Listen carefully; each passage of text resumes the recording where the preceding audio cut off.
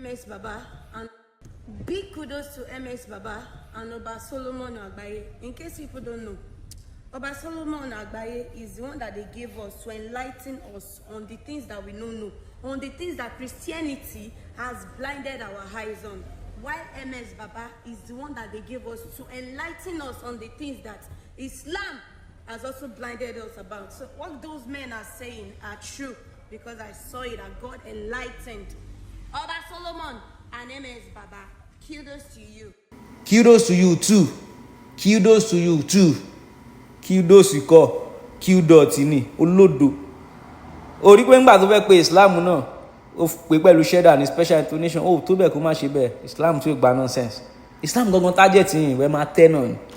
Sórí ìwọ́n tí aṣẹ́wó ní o máa ń ṣe blue film. So ọ̀rọ̀ òjò wa lójú tó bá àwọn tó lè endorse náà nìyẹn. Sórí aṣẹ́wó bíi tiẹ̀ olè àwọn gamblers àtàwọn ọlọ́tí ẹ̀ lè ever like Islam rárá kò dẹ̀ sí problem. Sórí ms bàbá wèrè yìnyẹn ẹjọ́ ló máa yanjú ẹ̀ àti ọ̀sìnwó èèyàn ẹjọ́ máa àwọn tẹ́jọ́ fit ara yín náà nìyẹn gbogbo bá ṣe wá ṣe tó wàyí náà jò ń dà náà làwọn múlẹ̀ ga.